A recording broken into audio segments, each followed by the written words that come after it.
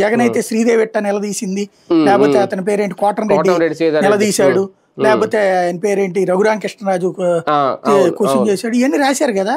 ఇప్పుడు ఎందుకు రాయట్లేదు ఇది? పైగా వాళ్ళు అలా అడగటమేమో ప్రజాస్వామ్యం. అప్పుడు ప్రజాస్వామ్య స్ఫూర్తితో అడిగారు. ఆ ప్రజాస్వామ్యంలో సమాధానం చెప్పాలి, నాయకుడే నియంత కాదు అంటూ సొల్లుపన్యాసాలు చెప్తే ఎడిటోరియల్ కాలాలు రాశారు. అలాంటి అతన్ని ఏడిపిస్తారా అని చెప్పేసి మరి ఇప్పుడు వచ్చేటప్పటికి ప్రశ్నలు అడగడం కూడా బూతైనట్టు, వాళ్ళేదో తప్పుడు పని చేసినట్టు, వాళ్ళేదో దుర్మార్గులైనట్టు, వాళ్ళని చంద్రబాబు నాయుడు గారు సక్రమ మార్గంలో పెడుతున్నట్టు. ఎందుకు అది? ఎవరి కోసం అది? ప్రజాస్వామ్యం చచ్చిపోయింది ఏంటి ఇప్పుడు అర్జెంటుగా?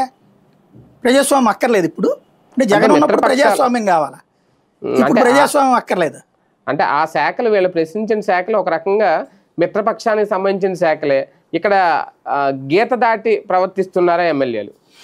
ఎక్కడ అందులో ఒక్క బొండావమాత తప్పించి మిగతాదేం కాదే, ఏ శాఖల ప్రాబ్లం లేదు ఎక్కడ. అవును, బొండావమాత ఒక్కటి, అది కూడా ఏంటి వీళ్ళు చివరిలో రాశారు బాగోదేమో అని.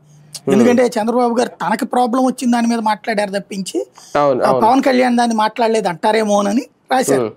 మొన్న బుచ్చే చౌదరి గారు రేజ్ చేసిన పాయింట్ పౌర సరఫరాల శాఖ కూడా అయిందే కదా, నాదెళ్ల మనోహర్ది.